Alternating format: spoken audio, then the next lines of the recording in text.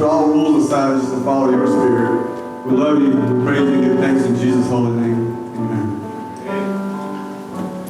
Amen. Amen.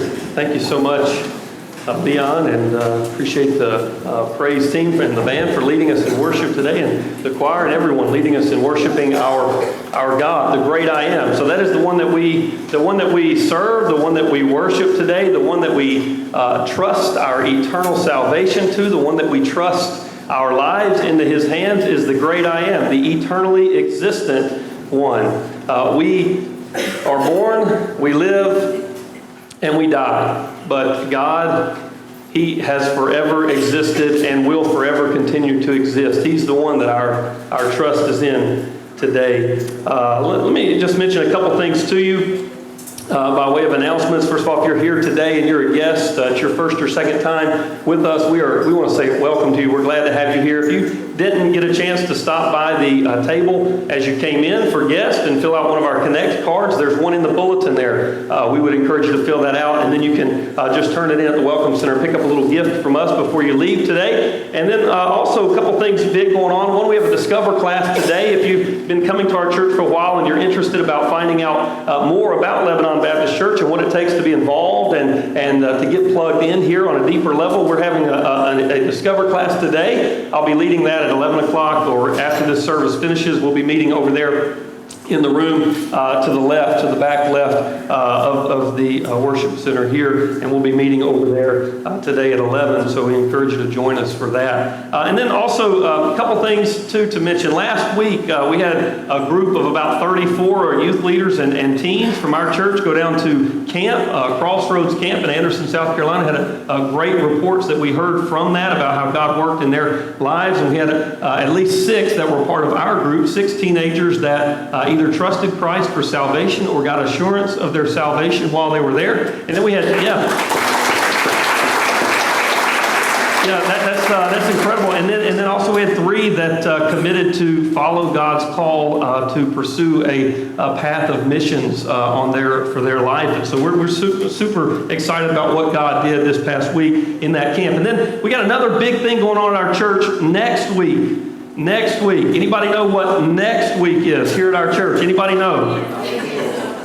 VBS, which stands for Vacation Bible School. And it's anything but a vacation for all the volunteers. We need your work. And so we need more people to sign up to volunteer to help us with VBS next week. There are a couple ways that you can help. But if you're interested in helping, there's going to be a meeting today in the Family Life Center right here at 5:15. So if you can help with VBS next week, we need a lot of help. Come today at 5:15.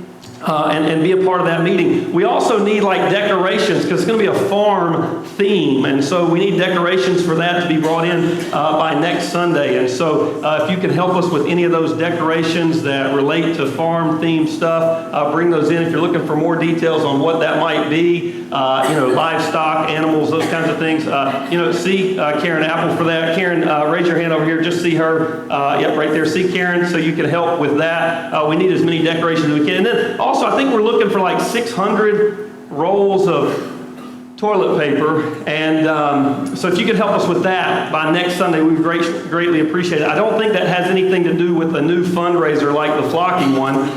It's not like that, okay? It has something to do with VBS, so yeah. Empty ones. Oh, they got to be empty. Well, those are no good. So just the cardboard part. Okay, there you go. So use just what's left, all right? No, not used toilet paper, but what's left when you're done, all right?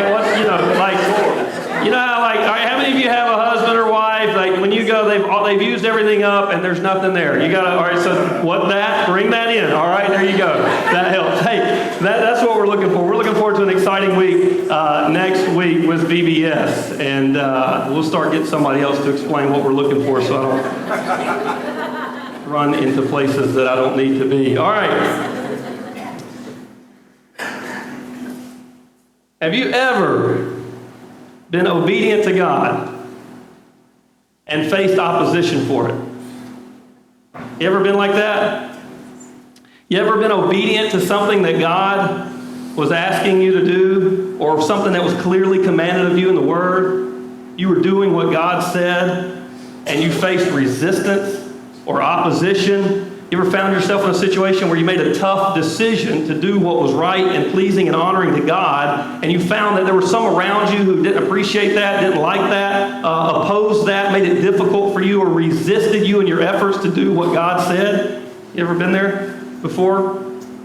Maybe a good example, just culturally speaking, that most of us would be aware of would be the cake baker in Colorado, Jack Phillips, who in 2012, he refused to bake a cake for a same-sex couple because he said it just violated his religious beliefs, and so he just refused to do that and faced a lawsuit for that went all the way to the Supreme Court, and he's faced 3. Actually, now he has faced 3 lawsuits over similar issues. More recently, he was sued for refusing to bake a cake for an attorney that had actually been involved in the other suit. Well, she went in and she asked him to bake a cake for her to celebrate. She called it a birthday cake to celebrate her transition from female to male. She wanted the cake to be blue on the inside and pink on the outside. And of course, he said he couldn't do that because it violated his religious beliefs. He believes that God created gender at our birth, that God created that we can't change that. And so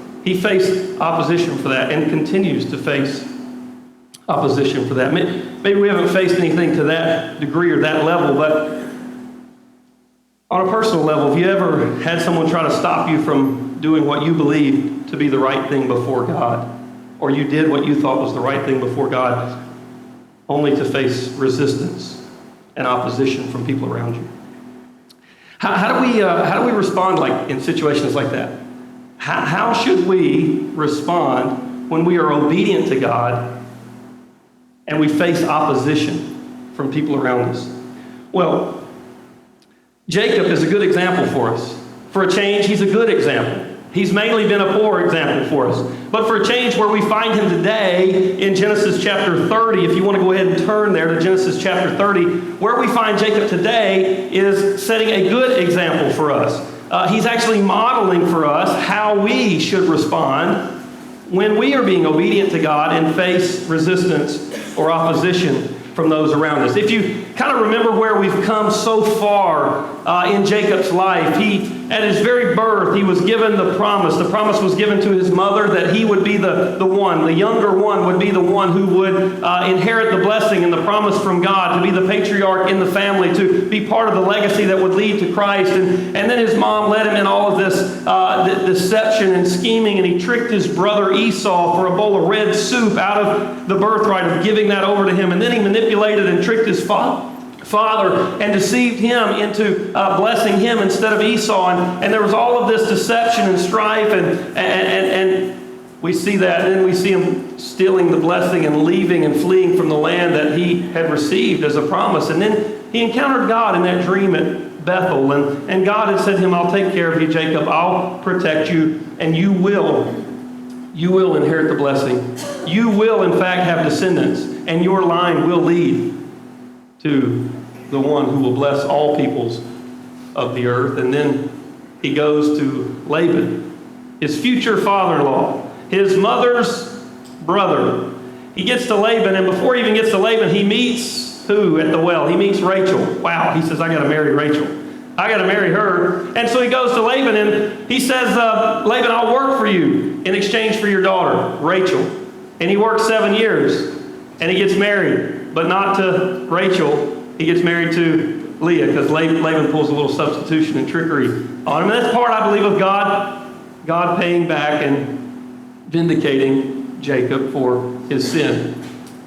Well, then he gets married to Rachel. He's given her, and he works another 7 years. And during that 7 years of marriage to Leah and Rachel, they have all of these children. And we looked at that a couple weeks ago. All of these children are born to Jacob through Leah and Rachel and through both of their servants and handmaidens. In fact, he has 12 children, 11 boys and 1 girl, all in about 7 years' time. Think about that, 11 under the age of 7. Well, he works a little bit longer. He's about 14 years. He's been there about 14 years now, working and serving Laban, and the last 7 having all of this family growth. And now, where we find Jacob in Genesis chapter 30, and we're going to start reading in verse 25, he has decided it's time for me to go back home. time to make amends, time to go back, time to face my brother Esau that I tricked out of the blessing and birthright, time to go back and possess the land and take the promise of God and be obedient to fulfill that. So here, though, he's going to face some opposition because Laban's not the easiest guy to get along with, if you haven't found that out. You know, I thought my father-in-law was hard to get along with, but Laban takes the cake, man. I mean, he's harder than any, okay? And so, Laban's not going to be too excited for Jacob to leave because everything Jacob has touched has turned to gold, in essence. And Laban has gotten all of this wealth and blessing because of Jacob's work and what he has done. And so, when Jacob here decides to go home, Laban doesn't respond so eagerly to just let him go. Look at what happens.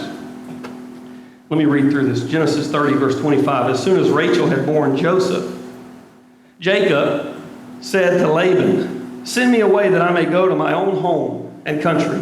Give me my wives and my children for whom I have served you, that I may go. For you know the service that I have given you." In other words, my work speaks for itself. I've done what I said I would do. But Laban said to him, "If I have found favor in your sight, I have learned by divination that the Lord has blessed me because of you."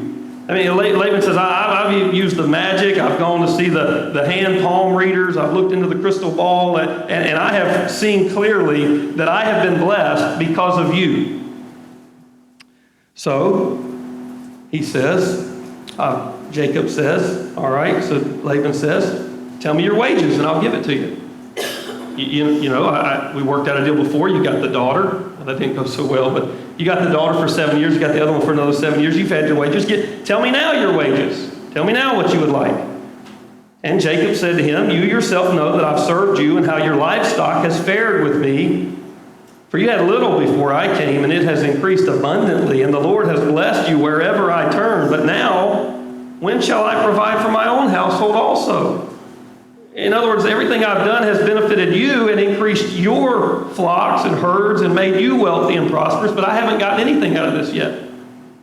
So all these children and wives and all of this. And he said, Laban said, "What shall I give you?"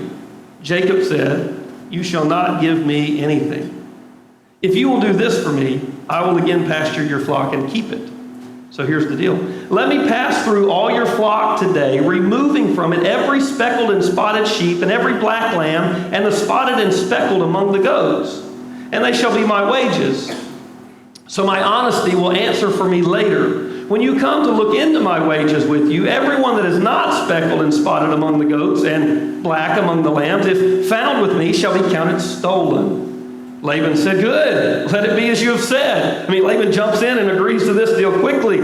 But that day, Laban removed the male goats that were striped and spotted, and all the female goats that were speckled and spotted, every one that had white on it, every lamb that was black, and put them in the charge of his sons. And he set a distance of 3 days' journey between himself and Jacob.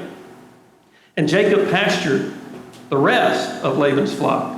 Then Jacob took fresh sticks of poplar and almond and plane trees and peeled white streaks in them, exposing the white of the sticks. He set the sticks that he had peeled in front of the flocks in the troughs, that is, the watering places where the flocks came to drink. And since they bred when they came to drink, the flocks bred in front of the sticks. And so the flocks brought forth striped, speckled, and spotted. And Jacob separated the lambs and set the faces of the flocks toward the striped, and all the black in the flock of Laban. He put his own droves apart and did not put them with Laban's flock. Whenever the stronger of the flock were breeding, Jacob would lay the sticks in the troughs before the eyes of the flock, that they might breed among the sticks. But for the feebler of the flock, he would not lay them there. So the feebler would be Laban's and the stronger Jacob's. Thus, the man, that would be Jacob. Thus, Jacob increased greatly and had large flocks, female servants and male servants, and camels and donkeys. All right, we'll stop there. And you say, what in the world is going on? Anybody thinking that? Yeah, me too. I was thinking that when I was studying this earlier. What have I chosen to try to explain here? What is going on? You got sticks and lambs and sheep and streaked lambs and streaked goats and black sheep and spotted goats. And what is all of this about? And reading in front of sticks that have been peeled bark back. I mean, and what is all of this about? And what in the world does it have to say to us of practical importance today?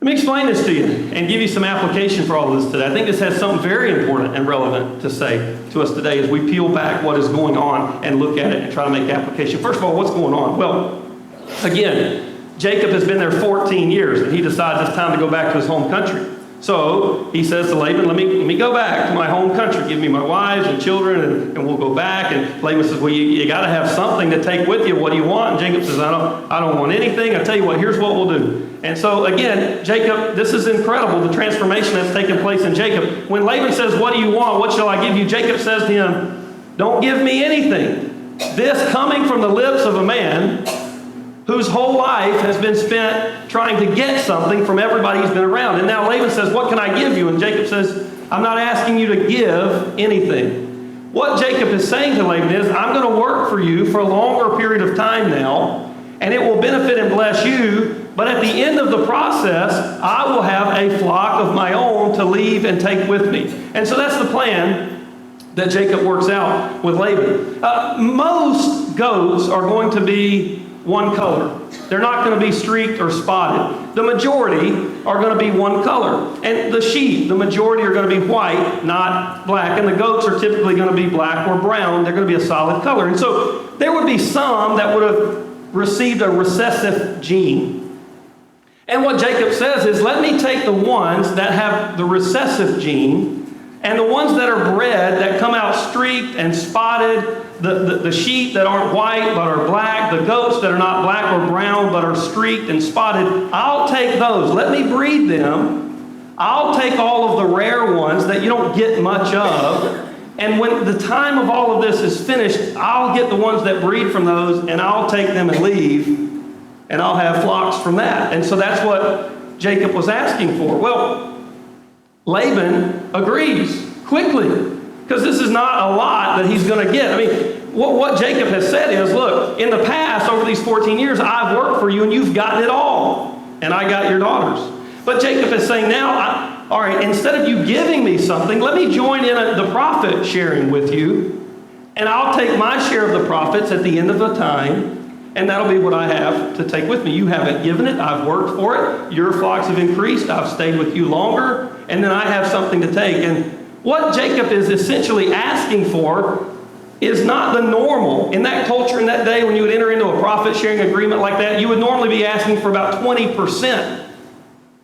What Jacob is saying is, let me take all the rare minority goats that are bred and sheep that are bred. Those will be mine. He's really asking for about 1 to 2% normally. Rather than 20%, this is about 1 to 2% at best. And so he says, let me go take out all the ones that are already streaked and speckled and spotted, and the sheep that aren't white but are black. And then as they breed, the ones that are bred that are streaked and speckled or black instead of white, I'll take those and I'll keep those. And Laban says, good deal. We'll do it right away. And that's only 2%. That's going to take Jacob forever to increase enough flocks and herds to be able to leave. So Laban agrees to it right away. But then what does Laban do?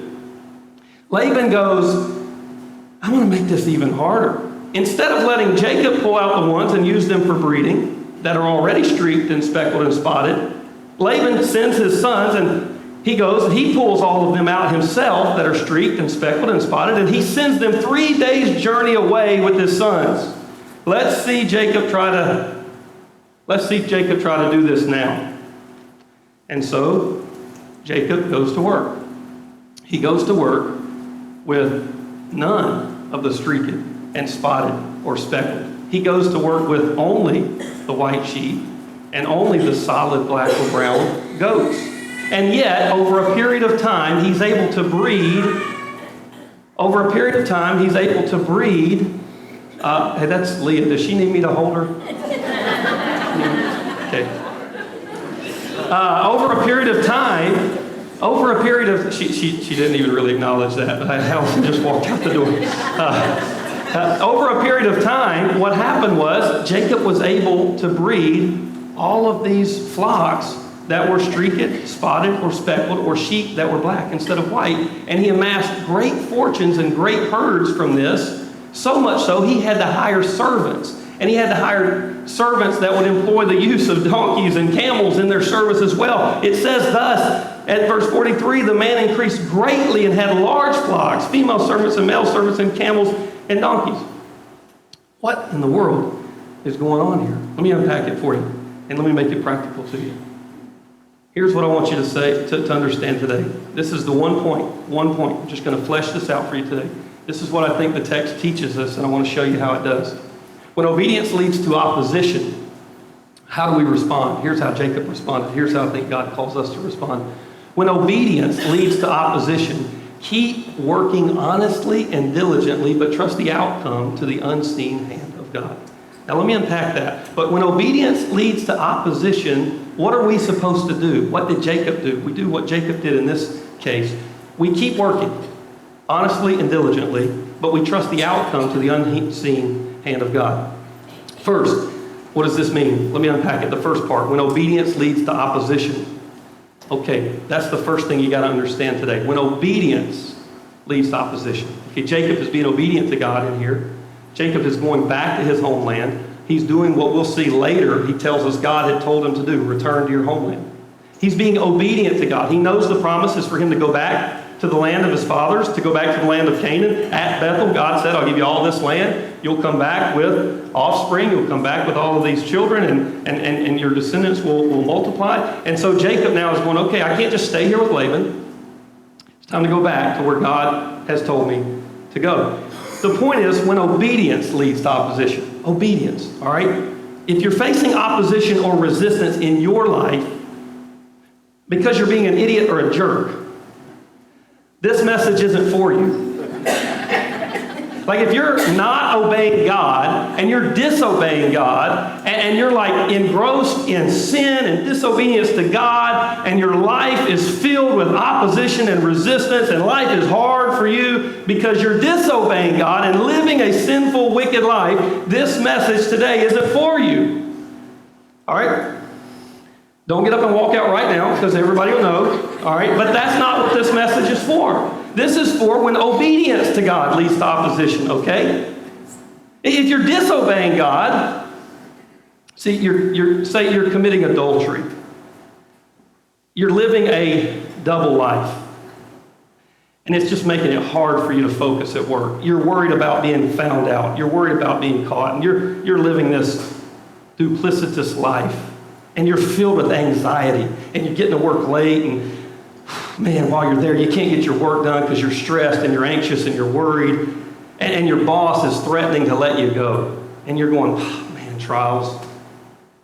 No, that's not a trial, okay? That's because you're living in sin, all right? That's not obedience leading to opposition. That's your disobedience leading to opposition. In fact, this past couple days ago, I saw a tweet by a guy. If you're on Twitter and you don't follow Daryl B. Harrison, you should, okay? If you're on Twitter and you don't follow Daryl B. Harrison, you should follow him. But he said this. I thought this was really interesting. It just applies, so I screenshotted it and saved it. He said, never call a trial that which you are justly and rightly experiencing as a result of unrepentant sin in your life.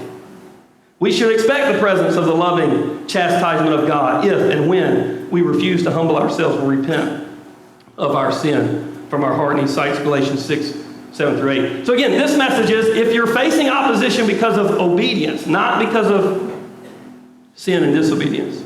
Another example, you may be trying to get a promotion at work and somebody's like going around to your boss saying, don't give them the promotion. And you're going, trial. But they're saying that because you lack integrity. They're saying that because you're lazy. They're saying that because you never show up on time. All right, don't call that opposition because of obedience and a trial.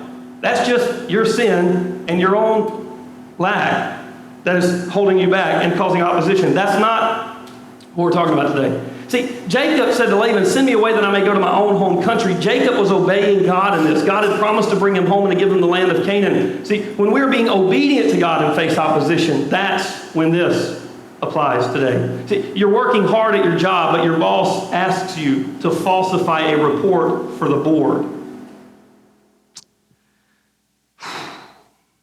wants me to falsify this report so things look better for the board. You go, that's tough.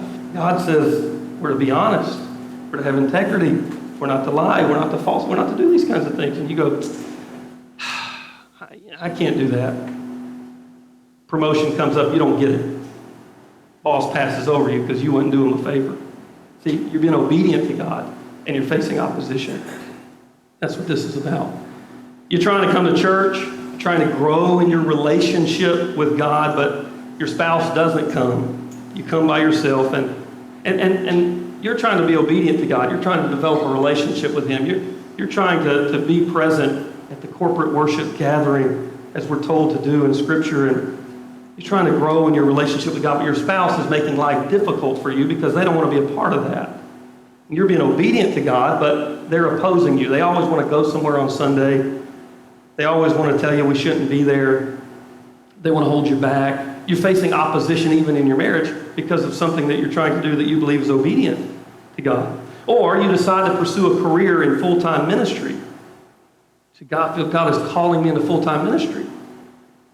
But your family tries to talk you out of it, tries to oppose that, doesn't want to help you do that. So I'm trying to do something that's obedient to God and facing opposition. See, that's what this is about. In fact, I actually had that happen one time. I had several years ago, I had a teenager in the high school, in the youth group, that was wanting to go into full-time ministry and pursue that with his life. And his dad, a deacon in the church, called me, said, please talk my son out of going into full-time ministry. That's not secure, doesn't pay well. You got to talk him out of it. Does he know who he's talking to? Like, I'm in full-time, This kid was trying to be obedient to what he believed was God's calling on his life. Family was opposing him in that. This is when obedience leads to opposition. What do? How do we respond? We keep working. When obedience to God leads to opposition, you keep working honestly and diligently, but you trust the outcome to the unseen hand of God. You keep working honestly. So what does that mean? Abraham Kuruvilla, in his lengthy commentary on Genesis in this section, says this about Jacob in this scene, in this episode. There is no doubt, he writes this, there is no doubt that Jacob seeks to be entirely above board in this transaction. He is a transformed patriarch, not the deceptive one who stole his brother's blessing. Jacob says to Laban, you shall give me nothing. This coming from a man who thus far had only sought to get from everybody around him and everyone he came into contact with. Jacob says, you don't have to give me anything. Let's lay out a clear agreement here. I'll work for my wages to have what I will take with me when I leave. And I love what Jacob says. Jacob says to him, my honesty in verse 33. He says to Laban, you can come at any time over these next few years. It will actually be 6 years that Jacob will do this. For 6 years, he will work this breeding process to amass these flocks of streaked, speckled, and of the minority, the recessive gene flocks. He'll work for 6 years to do this. And he says to Laban, at any time you can come and look at what I have. And if you ever find in my herd, in my grouping of the livestock, if you ever find any solid color, the white sheep or the brown or black goats, you can count them as stolen. Let my honesty, he says in verse 3, answer for me later. You can look in to my wages. Jacob, the heel grabber, the red soup manipulator, the goat hair on the arm lied to his father. Jacob, the manipulator, the master manipulator, saying to Laban, you can let my honesty answer for me later. Jacob doesn't resort to deceptive behavior or underhanded practices to deal with the opposition. See, Laban says, deal, we'll do it. But then Laban works against him to make it even harder. First, Laban doesn't want him to go. Second, Laban, when he agrees to the deal, goes to make it harder by removing all the ones that are already in the flock that are streaked and speckled and spotted and of the recessive gene. And Jacob doesn't resort to deceptive behavior or underhanded practices to deal with it. He says, let my honesty speak for my word. I want to just say this. People can change. People can change. Like Jacob is a changed man. He has been transformed here through the encounter with God at Bethel, through the reaping and sowing principle that he had to experience when Laban substituted out one daughter for the other. Through this process of time, God has changed Jacob. Listen, people can change. People can change because God involves himself in changing people's lives. Do you understand that? People can change. And I want to say that because like one of these examples may have connected to you. You may be thinking, I have that unbelieving spouse that doesn't want to be a part of things. And I don't believe there's any hope. I've just given up hope. People can change. People can change. Say, I got this boss that is just, man, he's an unbeliever. He's not a Christian. He's so hard to get along with. I've tried to live out my faith in front of him. I've tried to work with honesty and diligence and integrity. It's not paying off. I'm being opposed. People can change because God involves himself in changing people's lives. But as a Christian who faces opposition because of your faith in Christ and your obedience to God, you must choose to walk in your integrity and honesty if you're going to receive the help of God in your situation. We look at the example of Jacob here. I want to tell you this. As a Christian, you're going to face opposition for living out your faith. If you don't already, you're going to face it. It's going to get worse in the culture that we're living in. Like opposition and resistance to the Christian faith is not getting any less. It's not slowing down. It's actually intensifying. In this culture we live in, you're going to face more resistance and opposition for living out your Christian faith. In the Roman Empire, the Christians were persecuted. Tim Keller mentioned this earlier this week, and I saw that and kind of saved that. Tim Keller mentioned that Christians in the Roman Empire were persecuted and were told that Christianity was too exclusive because it wouldn't recognize all deities. Today, in American Western culture, Christianity is growing more and more persecuted because we won't recognize and validate and affirm all identities. All identities. And you're seeing that. You're seeing that today. But what we have to do as Christians, when we are obedient to God and we face opposition, we got to keep working. Keep working. Keep working honestly and keep working diligently, but trust the outcome to the unseen hand of God. Be honest in everything that you do. Be honest in everything that you do. Ephesians chapter 5 encourages us to that end, where Paul writes, be imitators of God as beloved children and walk in love as Christ loved us and gave himself up for us, a fragrant offering and sacrifice to God. But then Paul says to us, but sexual immorality and all impurity or covetousness must not even be named among you as is proper among saints. You know, there ought not even be a hint of impropriety in us. Let there be no filthiness, nor foolish talk, nor crude joking, which are out of place, but instead let there be thanksgiving. For you may be sure of this, that everyone, he says, who is sexually immoral or impure, who is covetous, that is an idolater, has no inheritance in the kingdom of Christ and God. Paul encourages us in the New Testament, let your ways be ways of integrity. Let your talk, let your communication, let everything that you say, everything that you do be completely above board and transparent. Keep working. You're going to face opposition if you live out your faith and you're obedient to God. You're going to. When that happens, because of your obedience, you got to keep working honestly. Second, you got to keep working diligently. Keep working diligently. The text reveals to us that Jacob was a diligent worker. When he went to work breeding these sheep and goats, it tells us about this weird thing that he did. This weird thing that he did. That he took these sticks and he peeled the bark off of these sticks, revealing white streaks and white spots in them, and placed them in front of the water trough so that when some of the animals came to breed, they would see these spotted, streaked sticks when they were drinking and then breeding.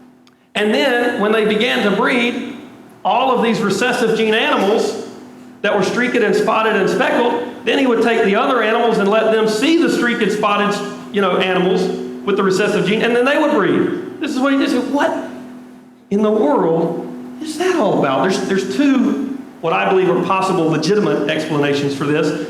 One explanation is that maybe he was engaging in a superstitious practice of the times, of the day. Like maybe going back to the focus on the mandrakes as an aphrodisiac, that there was this common belief that maybe whatever the animals saw before they bred would actually influence the embryo.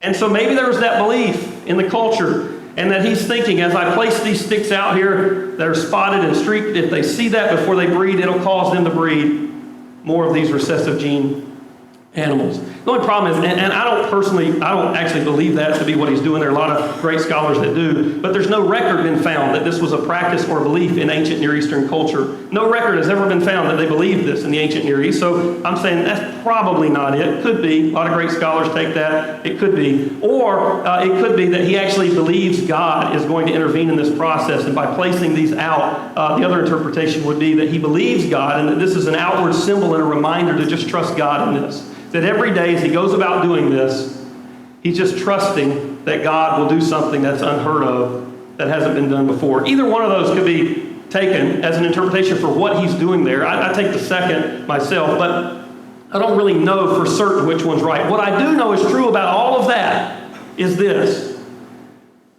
What I know is true is that it shows us Jacob was industrious. Everybody say industrious. It's a good word. Industrious. Probably hadn't used it often.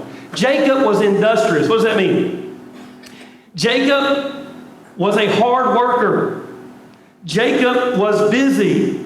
He was conscientious. He was attentive to detail. He was deliberate. He was productive. He was diligent. He was diligent. What I do know this text tells us about Jacob, he wouldn't take anything for free. He wouldn't take anything from his father-in-law for free.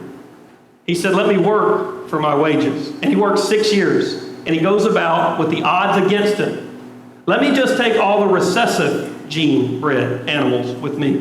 1 to 2% normal. Laban says this is going to take forever. And especially when I pull all those that are already in the flock out. Now the odds are doubly stacked against Jacob. But he goes to work. He goes to work. He goes to work. He is industrious. He is diligent. What he does is above board. Whether he believed this was something that would lead to some superstitious belief that would lead to this, or whether it was an act of faith and dependence upon God, either way, it shows that he was meticulous, he was detailed, he was conscientious, he was busy, he was hardworking, he was diligent. Let me say this to you. There is absolutely an obvious indicator of his hard work in this text. There is absolutely, and there absolutely ought to be in your life, an obvious, distinct difference between you and your unbelieving coworker at the plant or office with regard to how hard you work. You might not be the most talented, you may not be the most savvy, you may not be as smart as the next, but you can absolutely be the hardest working. Can anybody just say something about that? Amen, something. You may not be the smartest, don't say amen on that. You may not be the most gifted, the most savvy, the most intelligent, but there absolutely ought to be a distinct difference. If you claim the name of Christ, there absolutely ought to be a distinct difference between you and your unbelieving coworkers at the office or at the plant with regard to how hard you work. Why? Because you believe Colossians 3:23. You believe that in whatever you do, you work heartily because you believe you're working for the Lord, not for man. That ought to be a remarkable, distinct difference in your life, that even when you face opposition for your obedience to God in the workplace or at home, it doesn't change your work ethic. Maybe it intensifies it. You work harder because your work ethic can set you apart as a disciple of Christ, because you understand that your job is to do your part in God dispensing common grace to the world. Your boss, whether believer or unbeliever, ought to be one that benefits greatly from your industriousness, from your hard work. I remember when I was in Piedmont, been several years ago, I was at Piedmont in college studying for ministry. And I remember hearing oftentimes, at that time, most of the students at Piedmont were there studying for ministry, either to go into Christian education as Christian school teachers, or to go into ministry, or to go into missions, or to be a pastor, or to be an associate pastor, youth pastor, children's pastor. Most of the students at that time, when I was there, were training for vocational full-time Christian ministry. And I remember oftentimes we would hear this from businesses around the school. We would hear from businesses around the school. If you're from Piedmont, you can get a job here. Oh, you're a Piedmont student, you can get a job here. Oftentimes, the business owners would say, a student from Piedmont, we have seen them be more honest and hardworking than anybody else we hire. Like, I just remember as a student going, that is a pretty cool testimony. Like, they actually want to hire students from our school, like to work while they're in school, because why? Because they said they're the most honest, hardworking of any of the employees we hire.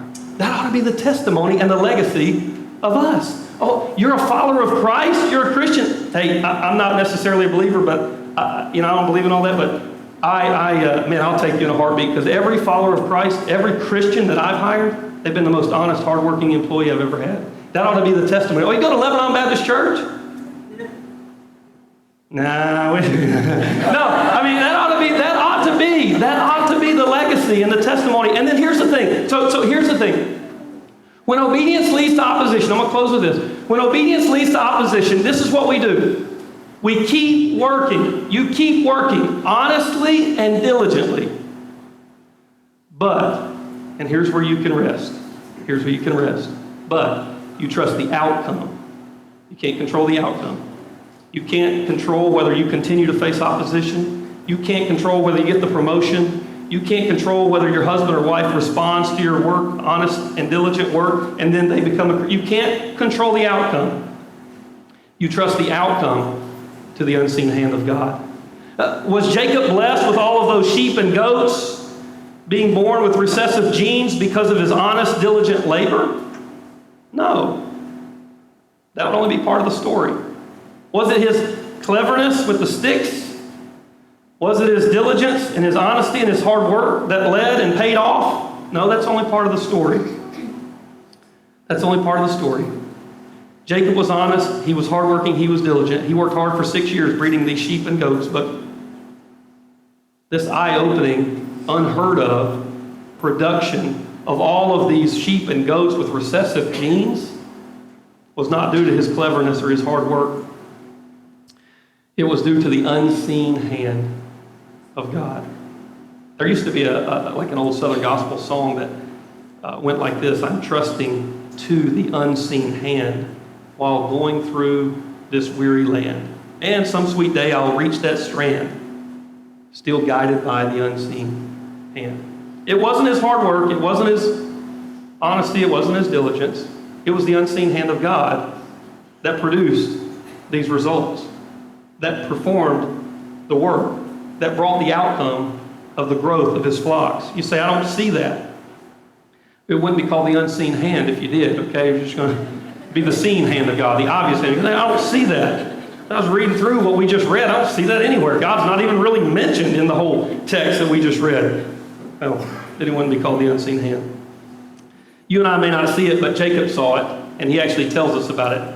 Let's read the last part as we close. Genesis 31. Genesis 31. Look at verses 1 through 16 as Jacob recaps what has happened. Now Jacob heard that the sons of Laban, were saying, Jacob has taken all that was our father's, and from what was our father's he has gained all this wealth. And Jacob saw that Laban did not regard him with favor as before. Then the Lord said to Jacob, return to the land of your fathers and your kindred, and I will be with you. So Jacob sent and called Rachel and Leah into the field where his flock was, and said to them, I see that your father does not regard me with favor as he did before.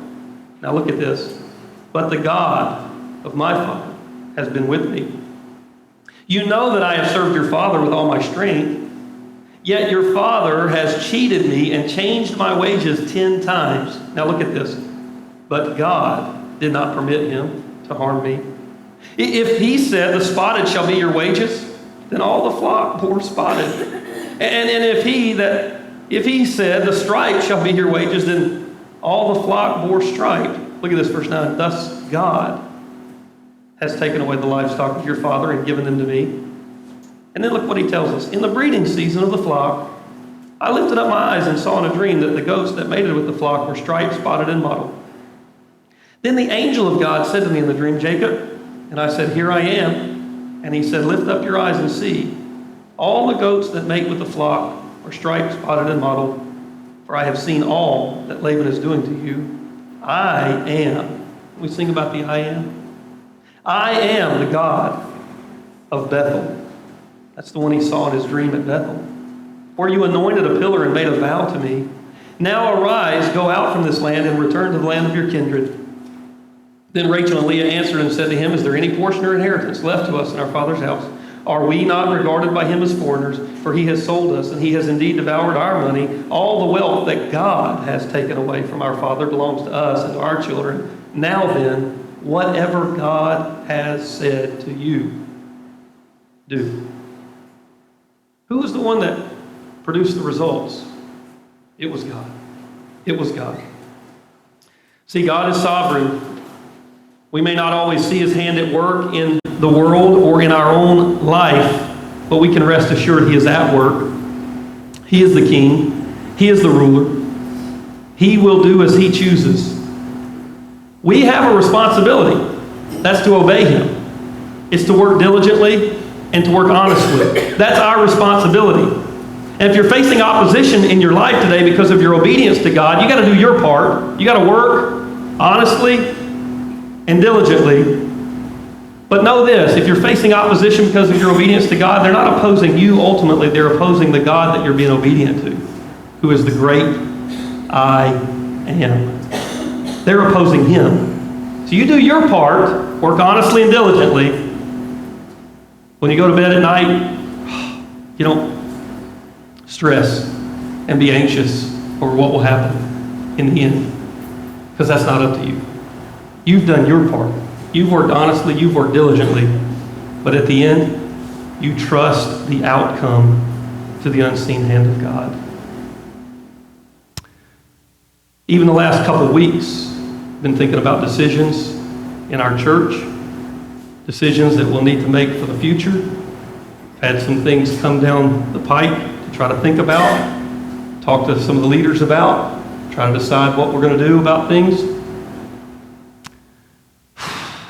Get stressed, get anxious, get worried. What's that going to do? How's that going to come to the scripture? God says, you just work honestly. Just make sure your ways are above board. You just make sure you work hard. Just make sure you're diligent. Just make sure you're honest and forthright and transparent. Just be obedient. Let me handle the results. That's up to me. At the end of the day, that's what we do. That's what we do. That's what we do. We work hard, and we work diligently, and we work with honesty. But we don't fret over the outcome because we trust the Lord. We trust him, and we watch. We watch him play out the proverb that when a man's ways are pleasing to the Lord, he makes even his enemies to be at peace with him. Would you bow your heads and close your eyes? With your heads bowed and eyes closed, I don't know what opposition you're facing. I don't know what circumstances you're dealing with today. We're going to sing in just a minute. We're going to worship the great I am. We're going to lift our voices up to him. I don't often challenge you to respond by coming up to the front or anything like that. But if you would like to do that today, if you want to come, you want to just bow before the Lord, you want to say, God, I've been taking responsibility for what's not my responsibility. I've been stressed and anxious and worried about the outcome of the opposition I'm facing. God, I just want to give it to you. You want to come today and say, God, I just want to leave that in your hands. I can do my part. I can trust you to do yours. I can work hard. I can be honest. I can have integrity. But this is just too much of a burden to bear for me to try to control the results. I can't control the outcome. God, that is up to you. You want to come and just lay that in his care. We invite you to do that. Would you stand? Would you stand this morning? Let's lift our voices. Let's sing to the great I am. Let's turn over the outcome to him. Let's do our part and trust him to do his.